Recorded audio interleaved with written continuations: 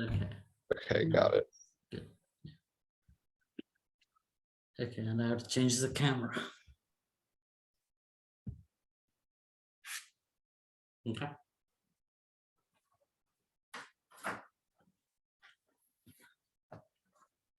Okay, so I decided to talk about critical temperature today. So this is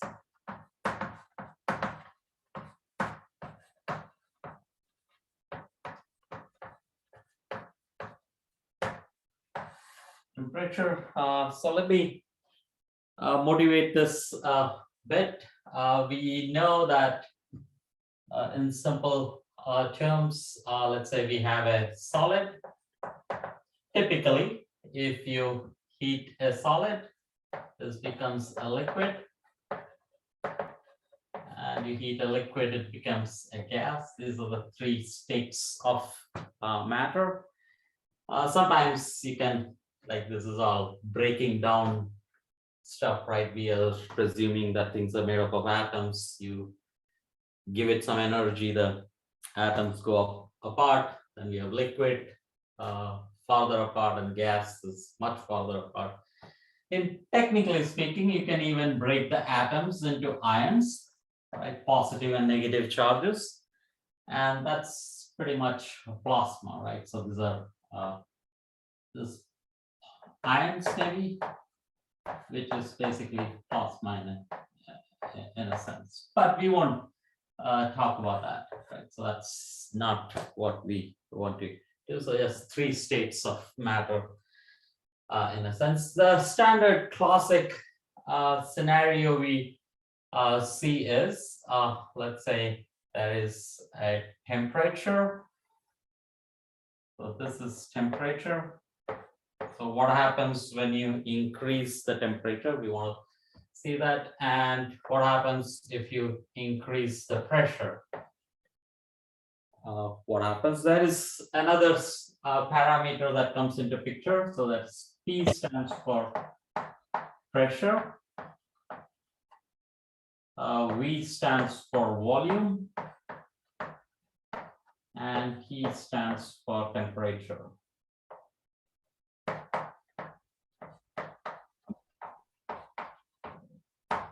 We will also talk about another parameter that comes is N, number of atoms in the volume V. Atoms, right? And what else comes? And there's also a constant that shows up. It's the Boltzmann constant, so that's just a constant. And it's sort of, it's an inverse of the number of atoms you have in a, let's say, a centimeter cube. So it's about approximately, I think, 10 raised to minus 23. It's inverse of the Avogadro number, the number of atoms that you can have about in 1 centimeter cube. So I think it's 1.4, I suppose, joules over Kelvin. Okay, so that's just some parameters, and typically in very sketchy manner. If your pressure is very low, then it is possible to go directly from solid to gas. Right, so that's solid, and you go to gas here. And it's possible only when the pressure is very low. So you have to be extremely low in pressure. If you have a larger pressure, it's this is not necessarily a straight line, it's just a region. And this is possible that you might have something like this. So if you are beyond a critical pressure, then as you increase the temperature, so you go from solid, liquid, and then you go to gas. Right. So notice, if you're below a critical temperature, you can directly go from solid to gas, and if you're above a certain critical pressure, you go from solid, liquid, gas. And in all this, there is also this interesting characteristic that this line ends somewhere, right? There exists a maximum temperature, which is called, that's a topic we want to talk about. That's called the critical temperature. So this is the TC, we will call it the critical temperature.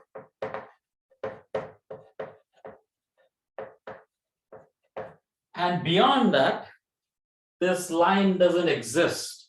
That means to say that there is no distinction between liquid and gas. So you cannot have a transition from liquid to gas. It's all either like basically two states of matter coexist there. So this is beyond that point, you don't have any liquid or gas. And that's what we want to sort of motivate in a mathematical sense. Can we have a small model, tiny model that actually can explain this critical temperature? Does this kind of thing happen on the other side also? On this side, no. As far as I know, no. So I think this keeps going. So this keeps going. So that 3 dots means that it keeps going. That's my understanding. Maybe, yeah, someone else can. That's my my knowledge. Yeah. So sorry, I mean, won't that, like, if that keeps going, won't eventually, since it's monotonic, Oh, you mean it will actually cut here? intersect? Yeah. Yeah, that's okay. But the only thing we are saying is that there is a coexistence between liquid and gas. Oh, I see. It can, I mean, solid can exist still. Like you can still have a solid, I suppose. So even beyond the temperature, if you increase the pressure sufficiently, so you're saying the at a temperature greater than critical temperature, if you sufficiently increase the pressure, that whole thing can collapse into solid, but the liquid and gas may not happen. I think that's what it is. So I mean, is there like, I mean, a maximum temperature that something could be a solid due to like the stability of atoms? And I guess, yeah. we say I the don't sun. understand the way it is, the graph shows is that you like, I mean, I don't know. It is kind of saying that you can go as high temperature as you wish, but if the pressure is also equally high, it will still have the solid state. Correct. So that's kind of little surprising because I think there will be somewhere there will be a breakdown point of, I don't know, the structure, but I don't know. I'm not sure. Maybe. Maybe It's just that I don't think it's been observed yet. Yeah, that's all. Okay. Yeah. Yeah, in any of the systems they see, yeah, not many systems have been explored in those regions, but I don't think it's observed any breakdown at that point. Okay. Yeah. How about like in stellar objects? Like, is there like a core of the sun or some? Yeah, that's That's where the right. pressure really is really large, right? But yeah, I don't think that can be observed directly. We observe all these stellar things through various other ways, right? We don't directly observe them. I mean, actually, not directly. I shouldn't say directly, but I think, yeah. I mean, those observations are more like through the radiation we get from the sun, or the like the sound waves we get from the sun, which is seismology, right? Yeah. But yeah, I think that is a very hard region to explore. Yeah, I think sun is it mostly gas? I mean, maybe the white dwarfs and stuff, but I don't know how hot they are. Yeah, or neutrons, yeah. I don't I know. mean, sun is still combining the hydrogen cycle, right? Yeah, Or is it doing the carbon already? I don't know. yeah, I'm not sure. I think they're the sun's mostly helium and hydrogen. Yes, so I Out think of it is state still state. in the very early stages. So it will. Yeah, go. yeah.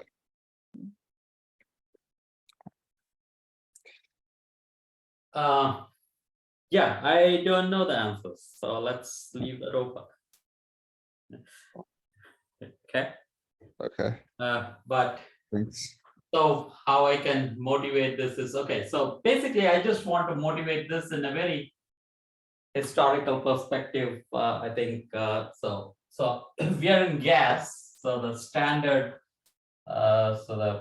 standard description is the ideal gas law, right?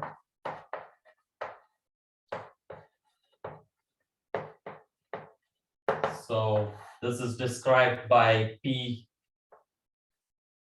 times V over, let's say this is small v, right? That's equal to K times T, right? So where small v is basically capital V over the number of particles. So volume available to for each atom and divided by the number of atoms. So that's standard gas law. And again, this has this feature that pressure is proportional to temperature, pressure is inversely proportional to volume, and the product is equal to the temperature, right? So those that's a equation that describes gas alone. So this is again, as we stress, so this is for gas, right? Only in this region, not liquid, not solid. But then, so this cannot explain this critical temperature at all. And the extension for the ideal gas law was van der Waals equation. So this is extended to van der Waals equation.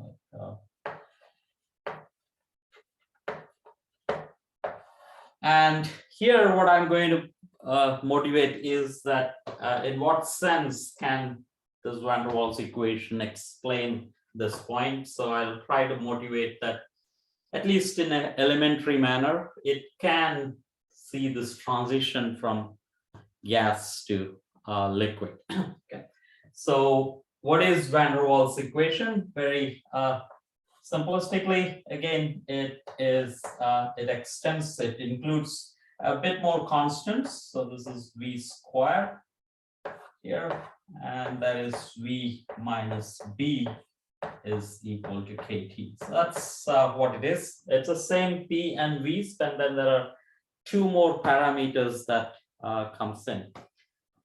Let's explain what it does.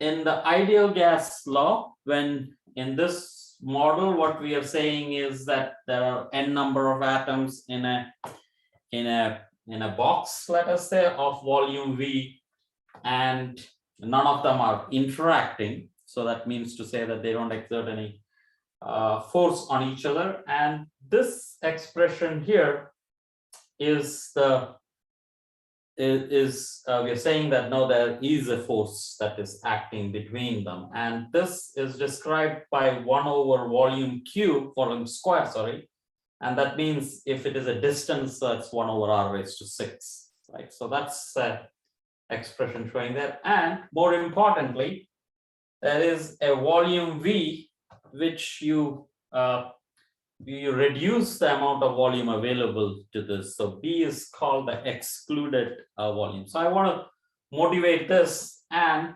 talk about how this can actually explain the transition or the critical temperature in very as simple manner as possible. Okay, so that's a very simple things, simple comments on these two equations, and let me go ahead and try to motivate this first and then come back to what we have. So let me change the board.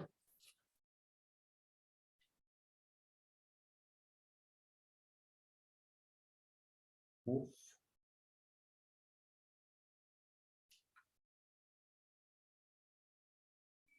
Okay. So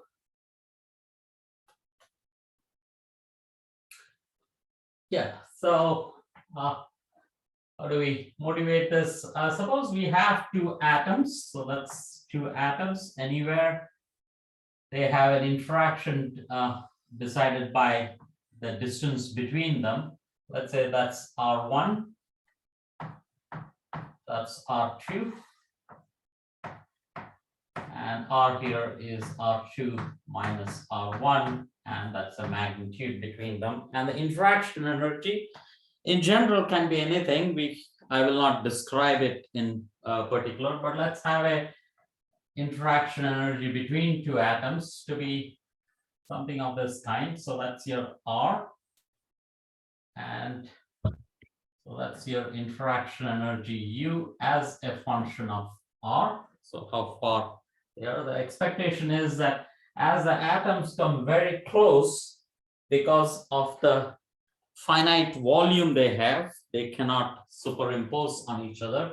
So there is a limit. So there is some kind of repulsion there.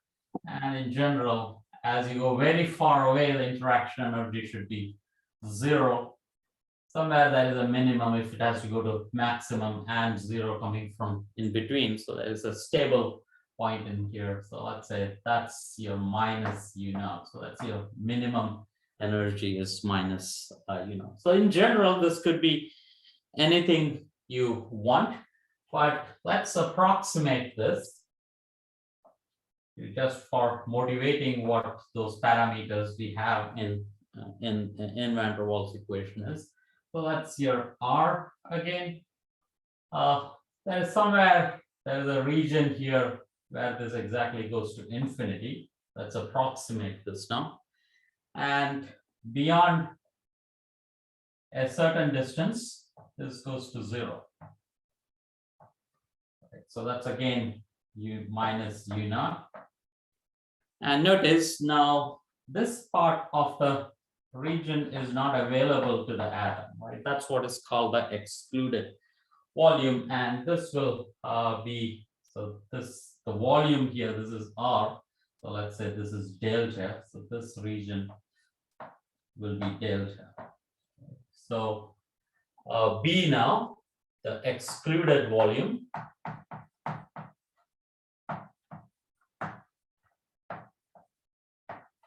is basically 4 pi by 3 in this simplistic form. That's a volume that's excluded, so that's delta Q, right, for the volume of the sphere that you can exclude. It's actually technically, if you are really thinking of two spheres, the centers of the two spheres are not really the radius, it is twice the radius, so you have to take care of that into account, and it is a cube of that, and then the volume is shared between them, so you have to divide those quantities. But for our purposes, there is an excluded volume here, which is having a scale of delta in there.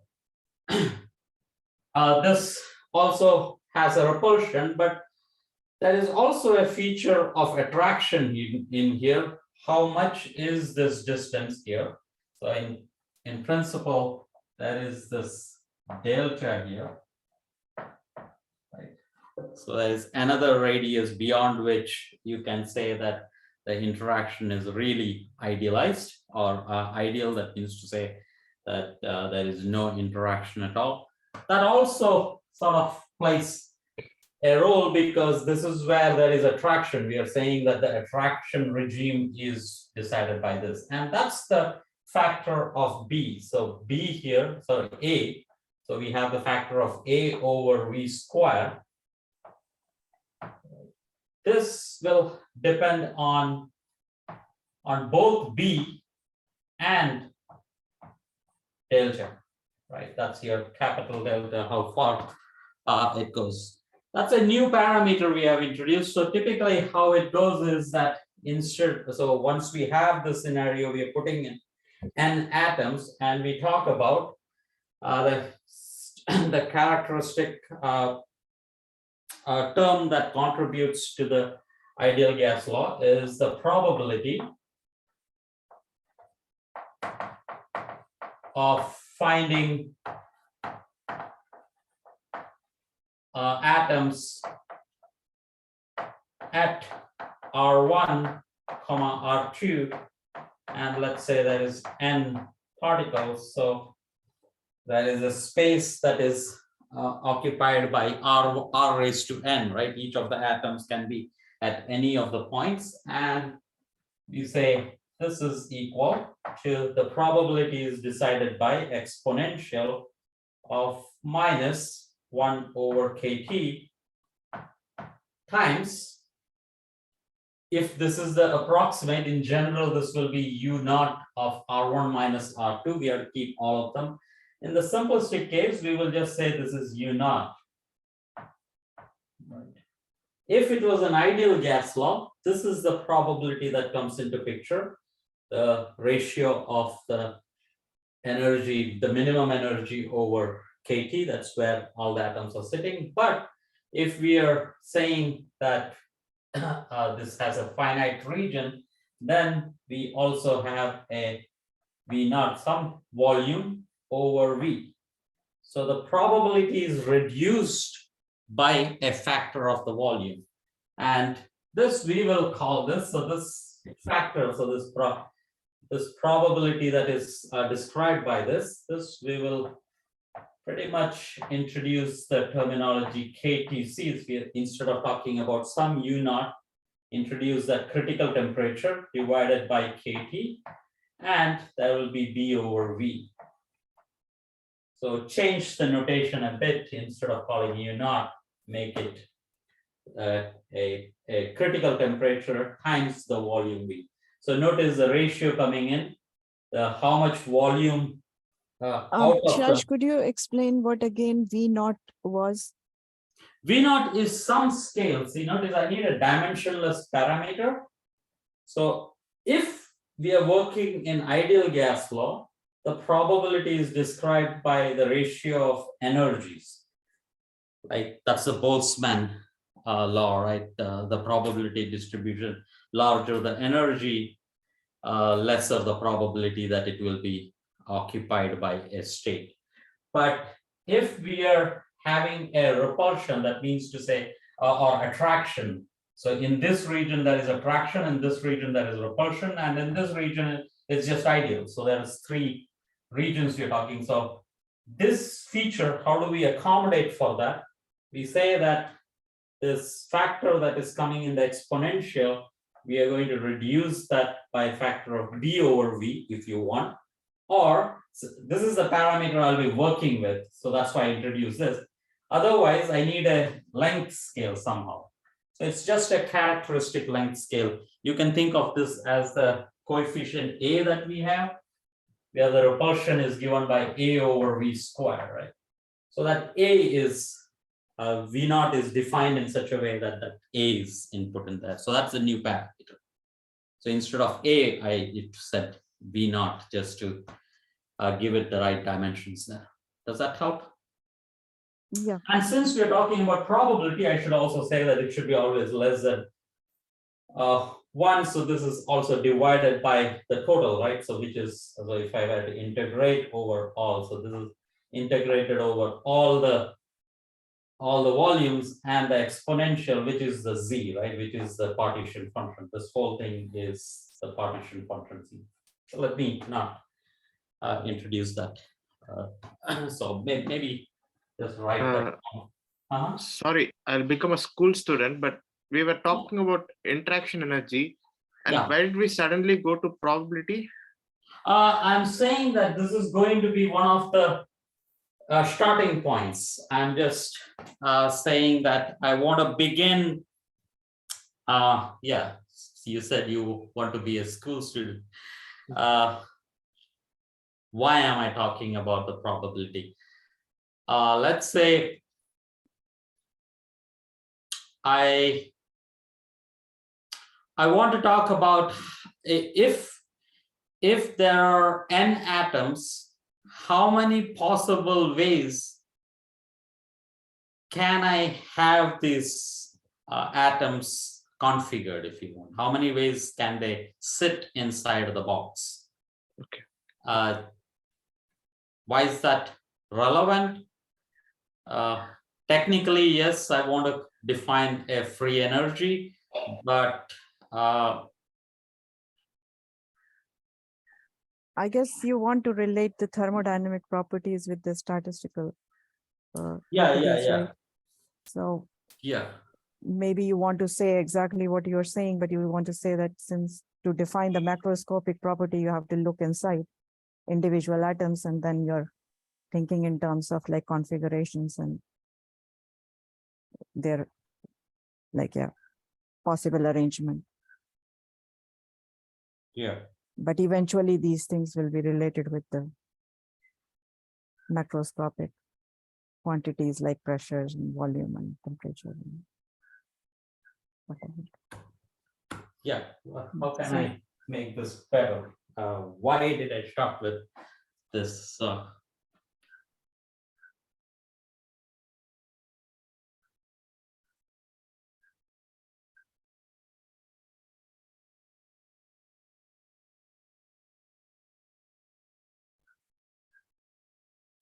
Give me a minute. I think I might be able to say this.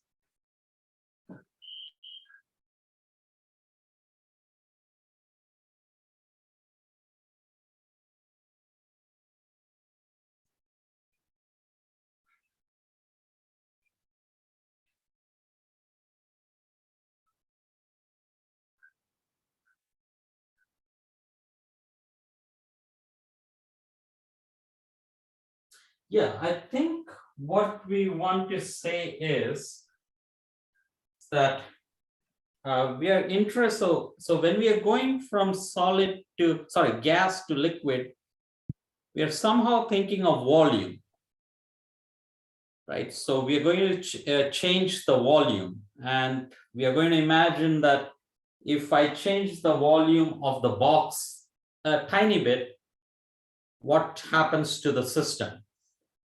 And if there are n configurations possible for the system,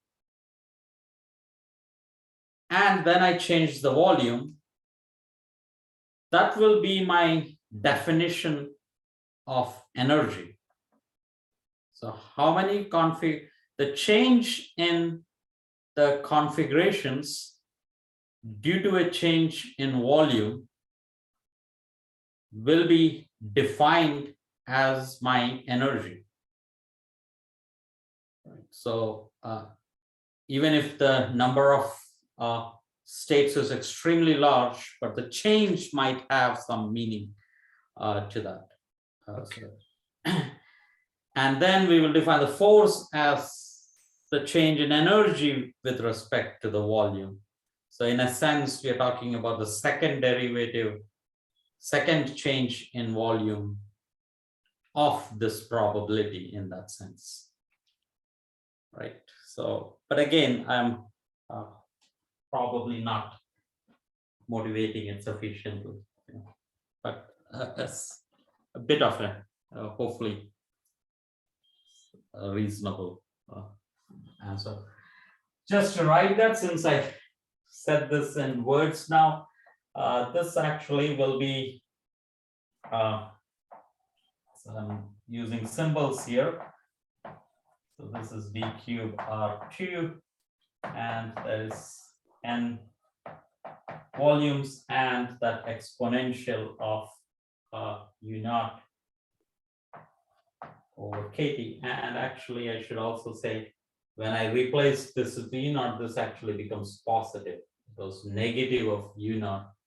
So the interaction energy, but that's minus, so that's plus kt.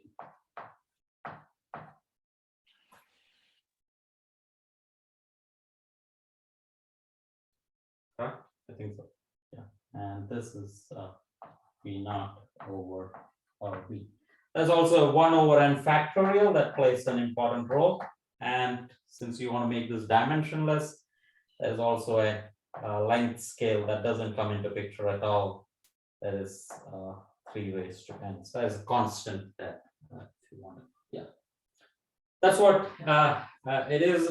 If I get some time, I will do this for the specific case we are talking about. We can start from here and get the equation of state, but probably I will go ahead and just motivate the how you get the critical temperature.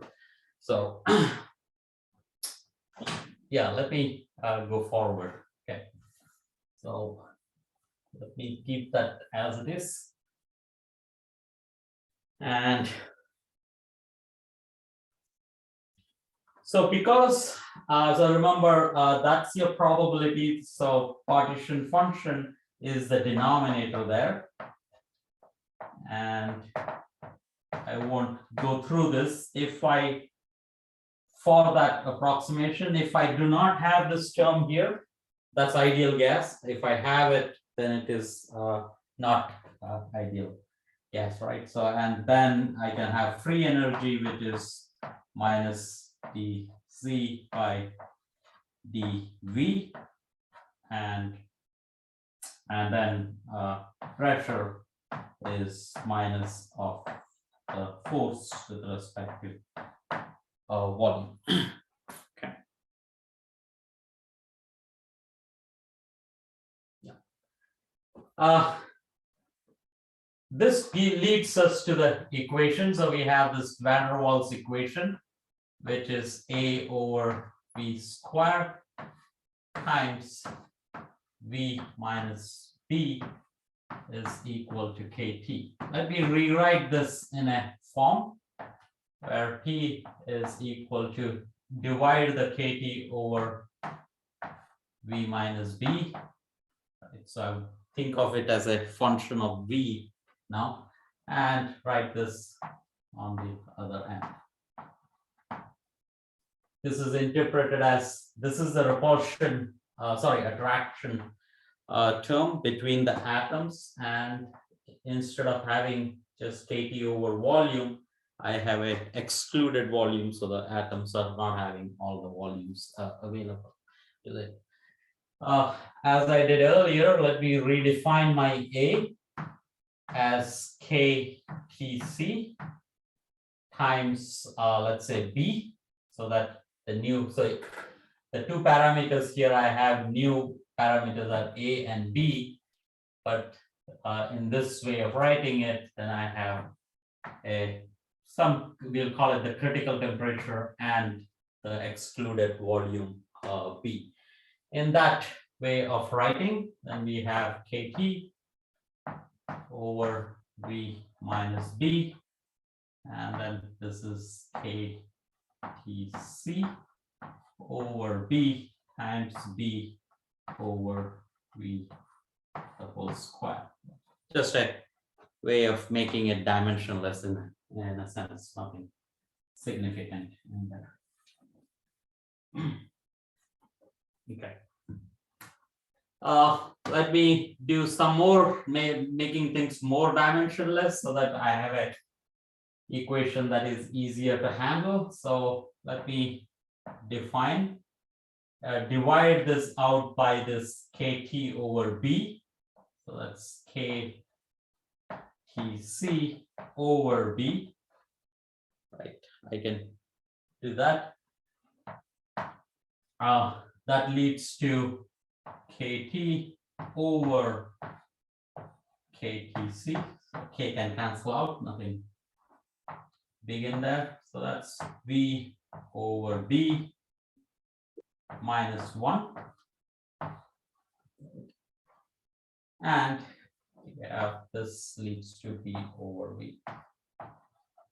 That's just a way of collecting things together, manipulating the equation. I haven't given anything significantly new there. This allows me to change my variables. So let's measure P in the units of K. So this is P over KTC. That's a parameter over B.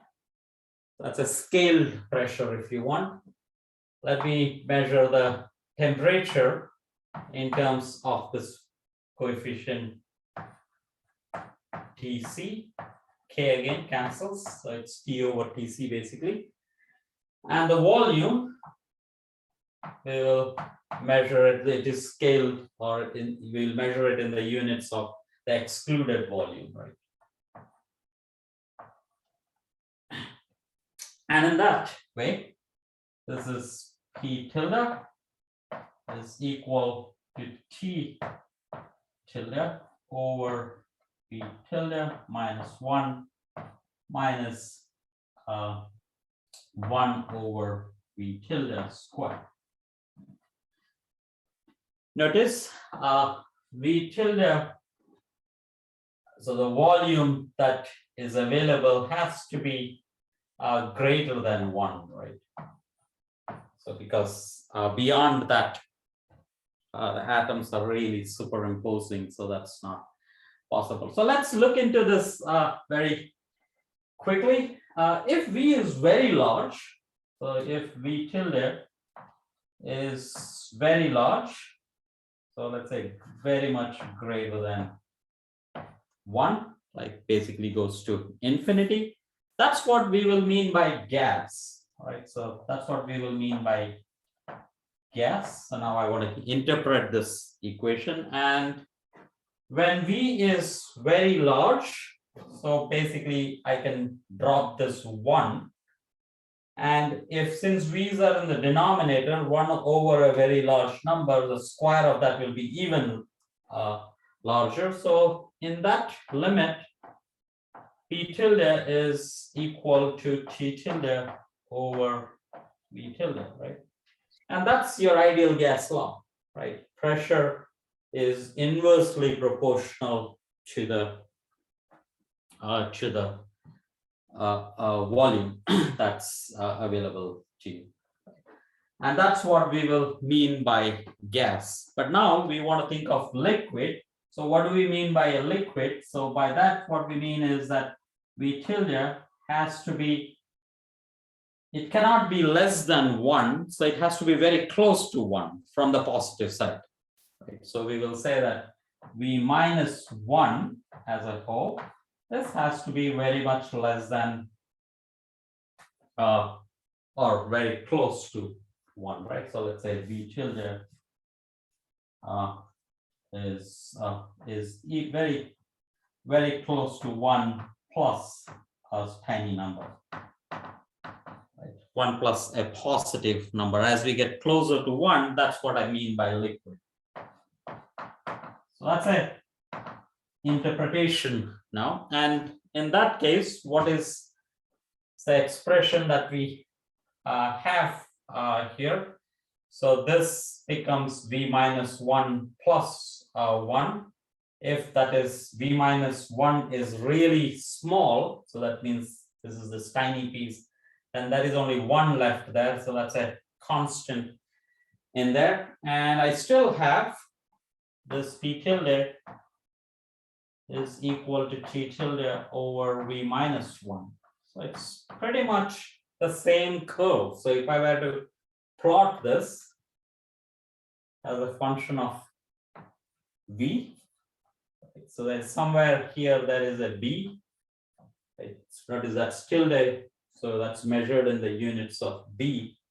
So if I were to plot the pressure as a critical in units of this PC, somewhere here this is inversely going down, and here, except for a small shift here also, it is going exactly like this, and they have to come and meet together. And the idea is that does that happen in that manner or not? So this is liquid in principle. So for this region, you're interpreting this as liquid. That's gas, and somewhere here there is a change from gas to liquid. If you had to come from the right side, as you reduce the volume, you're switching from gas to liquid. So let's see what are the possibilities in here. And if you were to actually plot this totally, it turns out this is, or just to motivate how this can be looked into, let's look for regions where the derivative is 0. right? And that's one place where we should, where this place, sort of this model fails in a sense. The expectation is that when volume goes down, the pressure has to increase. So you have a box of gas molecules. If you reduce the volume, the expectation is that the pressure increases, correct? And in fact, if I'm not wrong, the pressure cannot go the opposite way. But here, what happens is that at a generic level, at a standard level, so this will have a small feature like this, right? So this will go 1 over V. There is a V there, but somewhere in between in this region, right? So between these 2 points, it is going in the opposite sense. And there are ways to argue that that's not possible. So typically what is done is that you have an algorithm or an argument saying that there is a jump from here to here. So you go from here to here. So it cannot go this. So instead you put a straight line in there. And then the question comes, oh, where do you draw that straight line? And there are ways to argue. You say that the energy, it cannot do any work. So there are actual reasonably good arguments for that.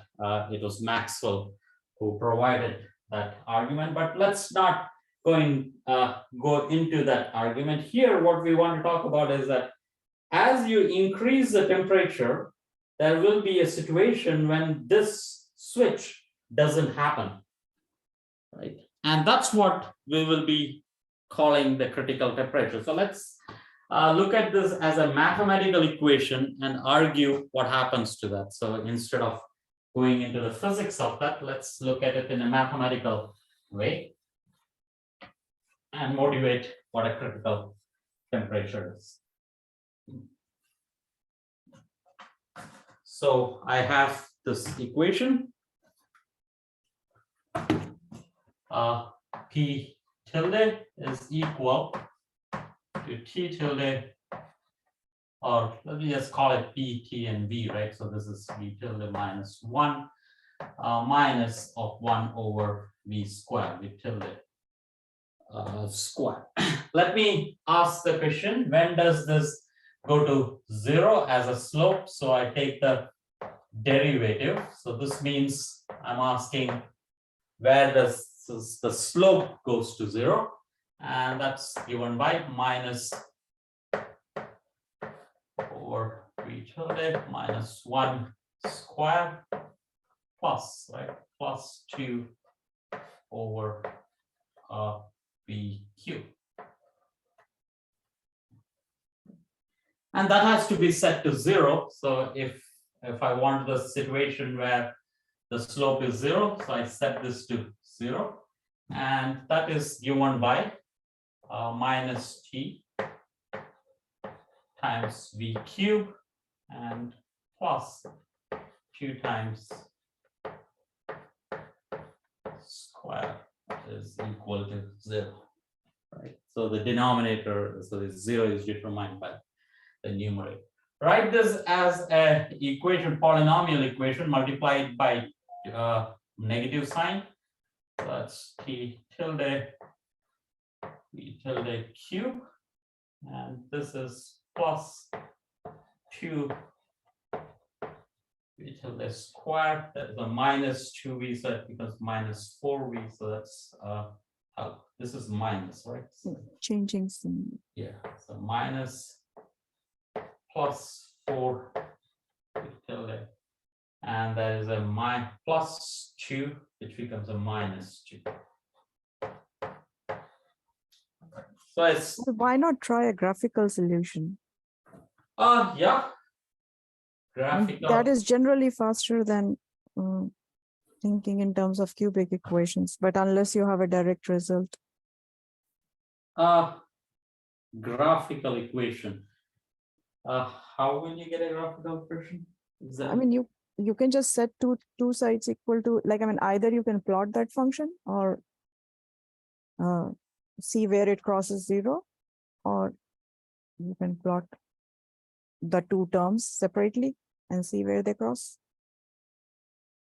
Oh, this way. Oh, yeah. You're saying that, oh, where does this go to 0? Yeah, I didn't think about it. Okay, but So- anyway, you proceed with what you thought about. Yeah, I didn't think about, yeah, 2 graphs and then crossing. Yeah, of course. Yeah, good point. Yeah, I didn't think about it. I went and solved the cubic equation. Right. So, but I was not interested in this cubic equation, right? We just want, okay, so the point is we have this. So first of all, it seems like this is the way it is. Our curve will be something like this. So V and P.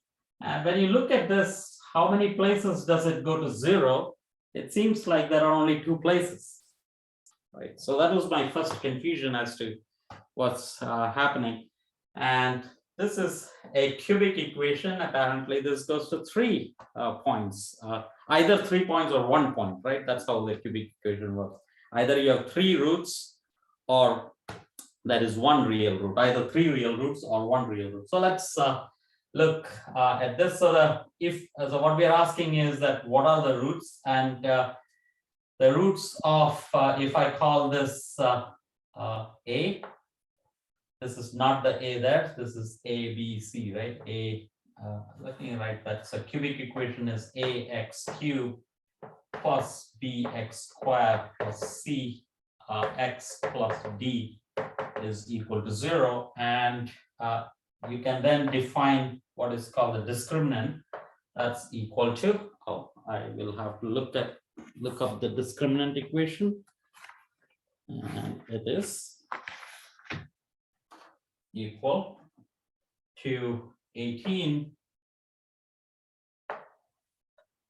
A, B, C, D minus 4 B cubed D plus B squared C squared minus 4 A C cubed and minus 27 A squared B squared. In our case, this basically boils down to, this is equal to 4 times the T tilde times 8 minus 27. That's all there is to that. Now, why is that crucial? If this discriminant is greater than 0, then we have 3 roots, 3 real roots. And if delta was less than 0, then there is only 1 real root. Okay.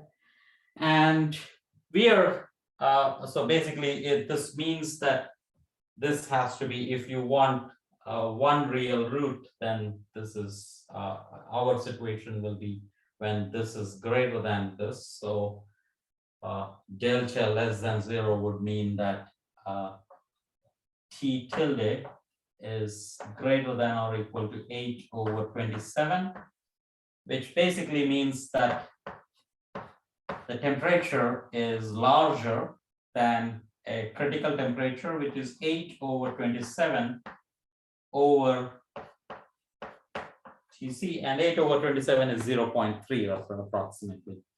So that's 0.3 times a parameter. Remember, that was just that there exists a parameter beyond which this doesn't exist. So what happens is that, so as you increase the temperature, so this curve becomes like this, and there's a 1 point where it barely goes down. So this is the critical temperature. So that's TC. This is T less than TC. Then there is the transition from gas to solid. So remember, we have to break this. So you have to collapse this into a line. And beyond that point, there is no distinction. So that's TC. The temperature is greater than TC. Right? So that's a simplistic. Sorry, Tell that again, Venkat. why did you say there were 3 real roots? There should be only 2, but there why are Oh there yeah, 3? so where is this? So there's 3 real roots. Where is the third one? So it was bothering me. So I really had to numerically look for it because I couldn't figure this out. Where is the third root, right? It turns out Yeah. this is B, right? Correct. And this equation, if you were to go further down, this plot looks like this for B less than 0. And this is the third root when this goes to 0.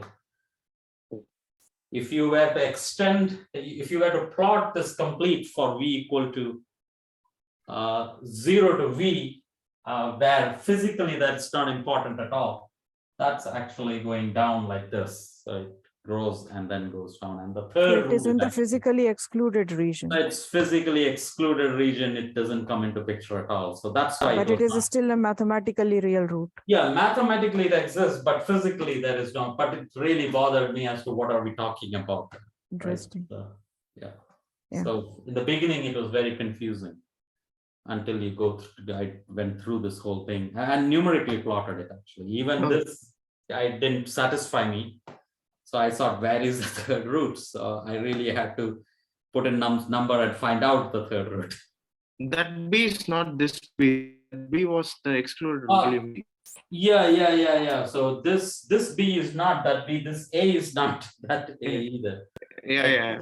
So But this is just how did you get that excluded volume? Tell that again. How did you get that excluded volume? That will differ, right? This is the actual parameter that I introduced in the van der Waals equation. This B is not this B. Yeah. Oh, okay. Oh, okay. So this is actually V. If I were to plot V tilde, Okay. that's 1. Oh, yeah. Okay. V tilde was V over B, right? Yeah. Okay. So in that sense, it's that. Okay. Yeah. Yeah, so A and B are having recycling there. Yeah.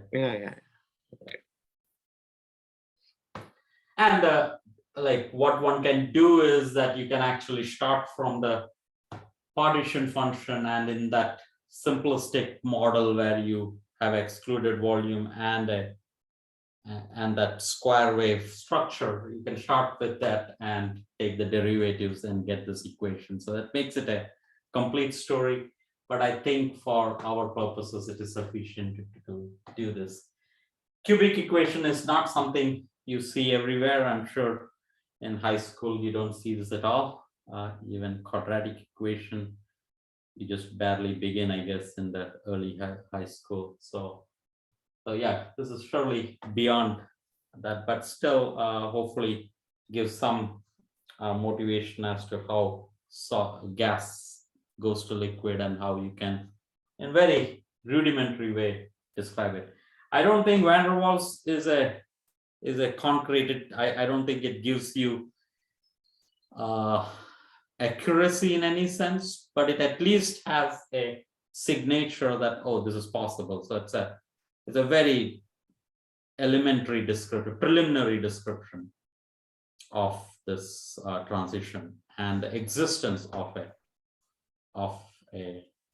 critical temperature, which was seen in experiments. So just a quick question, is there any region, so cubic equation will always have at least one real root, or is it possible to have all 3 imaginary roots for it? No, you can never have an odd number of imaginary roots, right?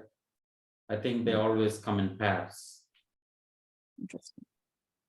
So either you can have 1 real root and 2 complex roots, or you can have 3 real roots.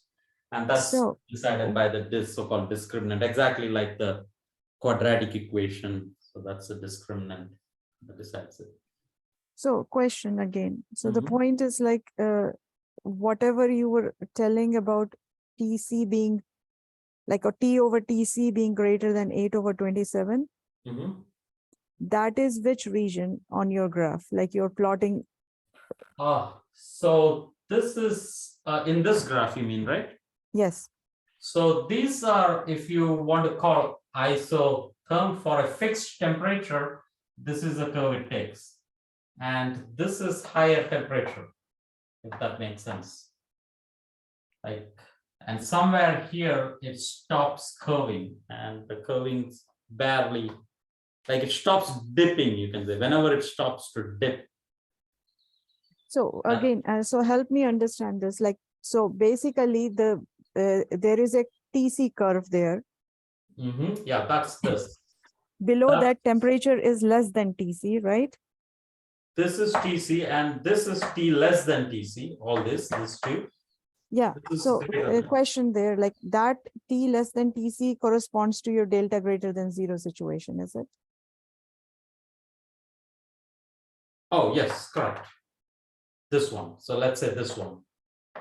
So this corresponds to delta greater than 0. Yes. And then above that, it should be delta less than 0.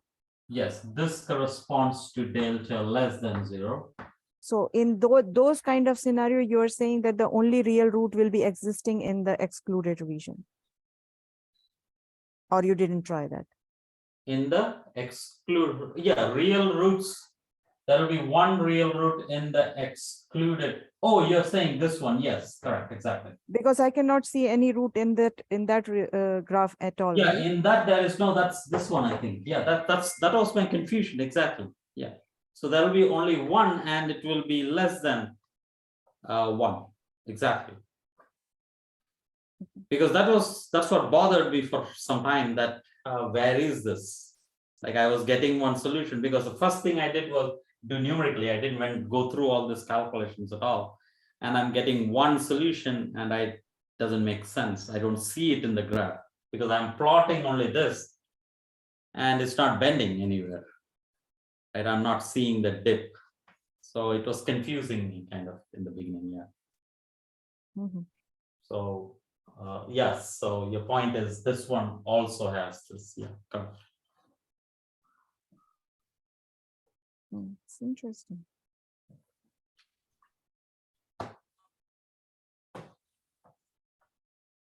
Yeah.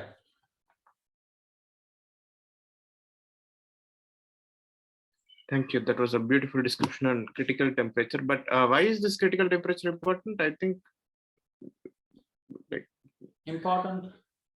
I think historically, I would say it described critical. I mean, experimentally it was seen, and then van der Waals equation could describe it at least at a preliminary level. That's the importance. But I think your question is, why is it important in my? Why am I interested? No, just like generally, yeah. I mean, Oh, yeah. a critical temperature, just the fact that it can, there exists a temperature beyond which there is no gas, distinction between gas and liquid. That's interesting. And in helium, I think you can really see this, or I think there are various experiments you can do. At least I see it in YouTube. There is this simple description you can make. You boil it and you see this, and it's kind of nice, interesting. Remember in 18, I think after probably Faraday started this, they started liquefying gases, and there was a significant interest. So the idea was, can you liquefy every atom in the periodic table or not? And that was a sort of a race, you can say. That's how it was. I think this vague description was given by Maxwell. No, I think this cutting it off is given by Maxwell, but probably this critical temperature description probably is not Maxwell's. I don't think so. I think it should be probably older than that. Or... Oh, older than that. Okay. Yeah, it's interesting because van der Waals is 1870s, right? Yeah. Maybe later, yeah. I don't Yeah, know. I yeah, think that's later. Maxwell is in that same time. Yeah.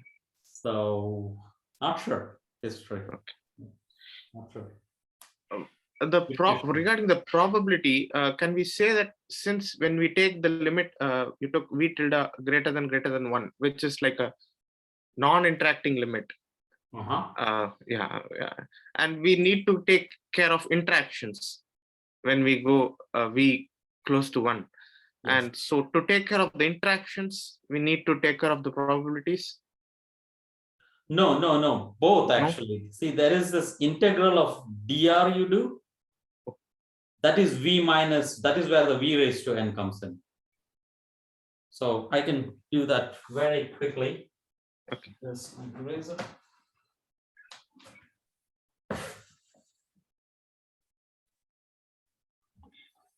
So our z is 1 over, just for dimensional reasons, this is irrelevant here. 1 over n factorial, then there is integrals e cube r raised to n, and you have exponential of minus 1 over kt, and then there is sigma of u. This is the actual expression. But in the approximation we are making, this is equal to lambda raised to 3n, 1 over n factorial. This is basically a constant. Then this becomes v minus b raised to n. Right? Each of this integral gives you, if it is an ideal gas law, it is v raised to n, or else it is the reduced volume. So this is the excluded volume effect. And next is you make this whole sum, just collapse it into a constant. So that is n of them. That is u naught over kt. If you just do this, you will not get the repulsion term or attraction term in the pressure, but you will get the v minus b term. But then you have to add this one more constant in here, v naught over, so you have to reduce this probability a little because of the attraction.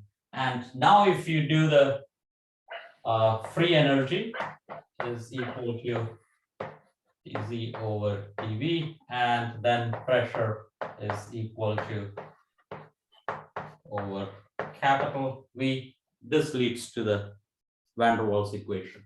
If you, so there are two things we have done, right? So if you drop this square term, and if you drop this square term, that's ideal gas law. Right. So these two input changes the ideal gas law to van der Waals term. This gives you the pressure expression in the pressure, so the interaction, and this is the volume. So to answer your question, the volume term gives you this. So even if I don't put this, I'll get my volume. If I just keep this, I can still have a bit of a bit of excluded volume effect, which is okay. So in a sense, what we are saying is that there is two parts to the interaction.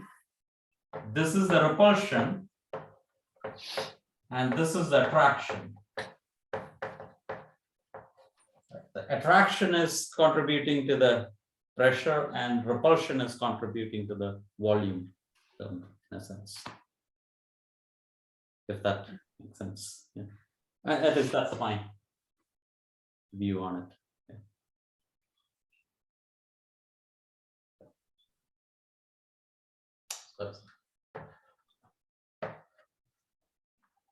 Okay, so I think it should stop here. I'm already. Yeah, you were saying. Yeah. Yeah, but thank you. Thank you. Yeah, thanks. And thank you for handling